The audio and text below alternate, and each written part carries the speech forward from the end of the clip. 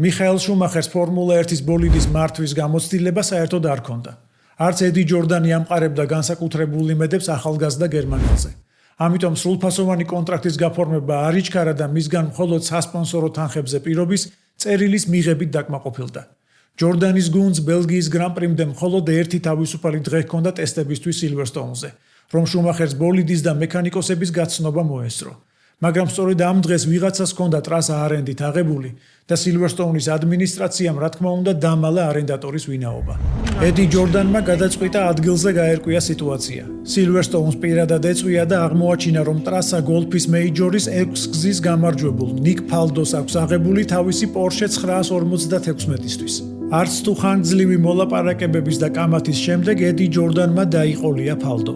გოლფის ჩემპიონი დათანხმდა დაეთმო ტრასა ფორმულა 1-ის ბოლიდის მართვის უფლების სანაცვლოდ. შუმის პირველი ტესტები ფორმულა 1-ის ბოლიდით სილვერსტოუნის სამხრეთ ტრასაზე ჩატარდა.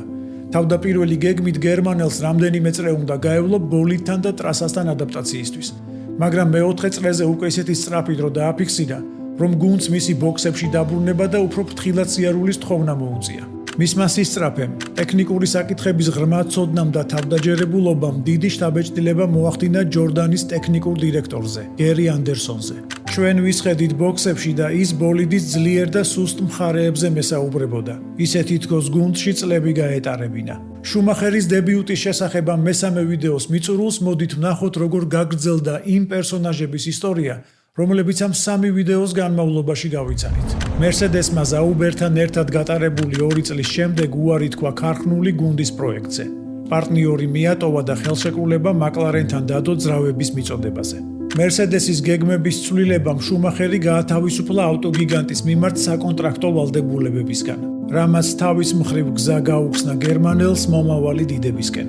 პიტერ ზაუბერის გუნდმა კერძო გუნდებისთვის დამახასიათებელი რთული გზა განვლო. იყო ზაუბერ მერსედესი, ზაუბერ BMW, ალფა რომეო ზაუბერი და საბოლოოდ 2026 წლისთვის ამ გრძელ გზას აუდის ქარხნული გუნდის სტატუსით ასრულებს.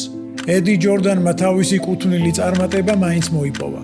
მისი პილოტები რამდენიმეჯერ ავიდნენ პოდიუმის უმაღლეს საფეხურზე.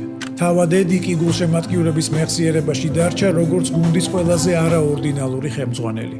ნიკ ფალდომ მხოლოდ 10 წლის შემდეგ გაიგო თუ ვის დაუთმო სატესტო დღე სილვერსტოუნზე.